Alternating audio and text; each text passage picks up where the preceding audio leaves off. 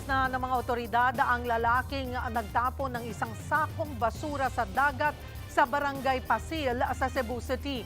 Lumalabas na tila normal nang may tagakuha ng mga basura na magtatapon din ito sa dagat kapalit ng 20 pesos. Naasa frontlining balita si John Naroa ng News 5 Visayas. Sa dagat na sakop ng Barangay Suba sa Cebu City, makikita ang lalaking walang damit pang itaas na nagtapon ng isang sakong basura sa dagat. Agad siyang sumibat na parang wala lang. Ang mga nakakita, walang nagawa kundi tingnan ang lumulutang na mga basura. Pinuntahan namin ang lugar at nagtanong-tanong. Ayon sa mga residente, normal lang daw ito sa kanila. Dahil halos araw-araw raw ay may nagtatapon ng basura sa dagat. Hanggang sita lang daw pero walang nahuhuli.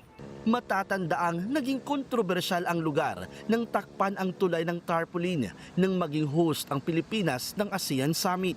Kapuyog niya ang garbage mga hapon na sa puntag na sila yung mga basura. Tinatamad na silang magtapon ng maayos ng basura.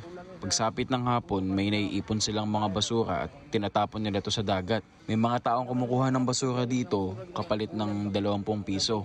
Sila na rin ang nagtatapon ng basura sa dagat.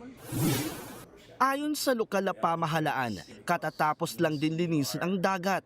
Kaya lang hindi rin natapos ang problema sa basura dahil ultimo mga residente ang hindi nagsasaayos nito. We thought all the while that all these garbage are from all the way down up from the upstream, no? But it turned out that very area they're also dumping. It's something to do with behavior.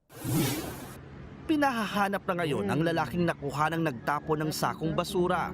Hinimok ng LGU ang PNP at Police Auxiliary na paigtingin ang kanilang pagbabantay nang sa gayon ay hindi na ito maulit ang walang habas na pagtatapon ng basura sa dagat.